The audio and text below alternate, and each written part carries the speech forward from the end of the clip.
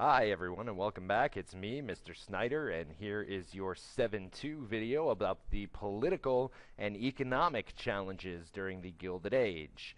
Today, your learning targets, we will analyze the issue of corruption in national politics during the Gilded Age.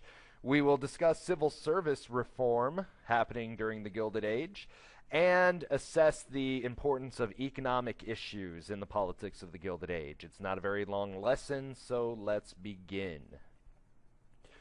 So, kind of like right now, these party loyalties are so evenly divided from 1870 to 1900 that no party can gain power for any extended period of time. Throughout the last 15 years, we've gone Democrats, Republicans, Democrats, Republicans, Democrats, Republicans. Who's in charge? No party can get enough power or a strong enough foothold to gain power of the White House and Congress at the same time. It happened in Barack Obama's first 2 years in office in 2009, 2010, but then in 2010 the Republicans gained control of the House and put us in the mess that we are right now with the divided government between Republicans and Democrats. Makes it difficult to pass laws and get things done. Plus, the presidents of the Gilded Age appeared weak compared to presidents like Lincoln. These guys won by slim margins.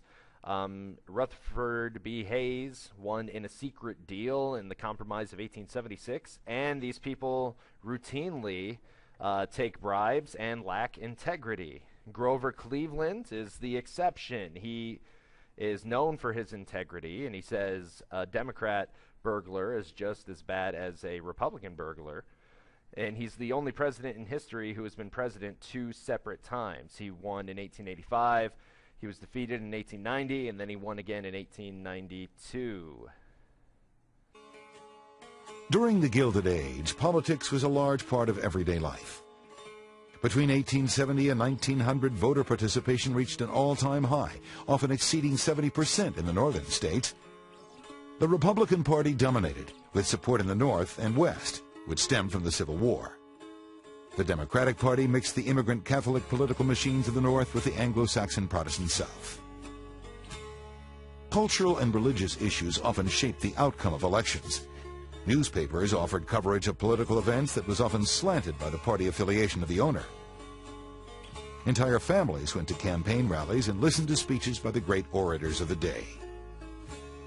Republicans had a platform that supported protection for commerce and industry, sought to strengthen the government's involvement with the economy, and champion African American rights in the South. On the other hand, Democrats fought for limited government, states' rights, and white rule and segregation in the South. While Republicans supplied most of the presidents of the period, neither party held the vast majority in the houses of Congress. Corruption ran rampant in the Gilded Age and extended to the highest levels of government. During the Grant administration of 1869 to 1877, the president and members of his cabinet were implicated in no less than 4 major scandals. When the New York Sun newspaper broke the story in 1872, it became clear to many Americans that even their most trusted politicians were not immune from the get-rich fever that pervaded the era. In the wake of his election, President Grant used political patronage by giving inexperienced friends and supporters top cabinet positions. Grant's administration paid the price as scandal after scandal broke when his trusted friends put their pursuit of wealth above their oath of office. The corruption continued into Rutherford B. Hayes' administration. Nominated as a reform candidate, Hayes soon disappointed many of the Republicans who had elected him due to his rewarding supporters with high-ranking government jobs. This caused a rift in the Republican Party that led to 2 distinct groups, nicknamed the Stalwarts and the Half-Breeds.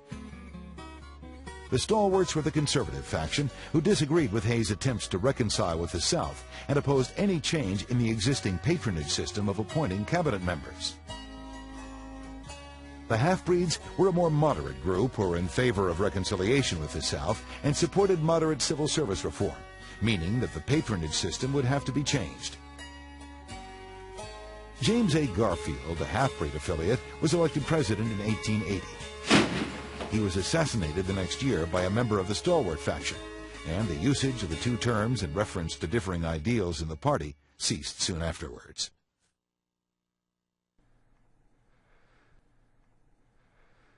The corruption in national politics is a lot of bribery. The Senate, mostly, and other government officials are under control of corporate interests.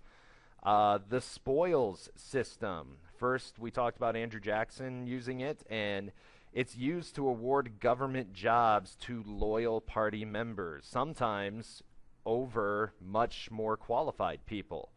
And that really gives, it doesn't put the most qualified person for the job in to do it. And these people in national politics, some of them are calling for this reform of this spoils system in the civil service. And civil service are the jobs that are in the executive branch. So this whole branch that the president is in charge of executing the laws that Congress makes, they are in, it's huge. There's tens of thousands of workers in the executive branch. And government workers, these people say, should get their jobs due to their expertise and keep them regardless of whether a Democrat or a Republican wins the national election. And Charles Gautier, a man who was unsuccessful at getting a government position because of the spoils system, assassinates President Garfield. And that is the event that catapults civil service reform. It took the assassination of a president in order to get them to reform the civil service system. And Chester Arthur becomes president after this happens, and he establishes and signs the Pendleton Civil Service Act. What this does is it establishes the Civil Service Commission that writes an exam, and people who want to get a government job have to take this exam, and the people who will get the job are the ones with the highest scores. And this reduces the power of the spoils system. So it's good at getting the best people into the job that deserve the job. Lastly, our monetary issues in America, and this is a lot of what our next section is going to be out. We have the tariff issue and the monetary policy issue. So the tariff issue, we talked about before. It has deep roots in American history, but the tax on imports of manufactured goods and agricultural products were intended to protect newly created American industries. So we do it to protect the American economy. And Republicans favor this. They're the party of big business. They favor a high tariff to help grow the economy. Whereas the Democrats want to keep a low tariff to keep the cost of goods down and help American farmers sell their goods abroad. And then there was a change in monetary policy with the Coinage Act of 1873. And what this does is it reverses the policy of making gold and silver coins, a standard known as bimetallism. And this is making the gold standard the basis of our monetary standard. And it demonetizes silver. So we are only using one metal now to determine the worth of our money, and that's gold. If we were to use silver as well, or only use silver, it would make it a little more balanced.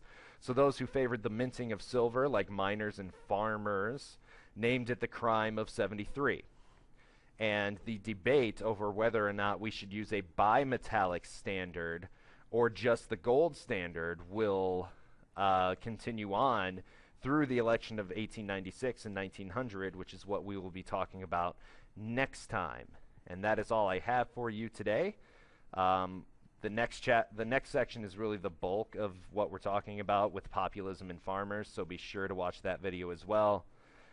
See you later.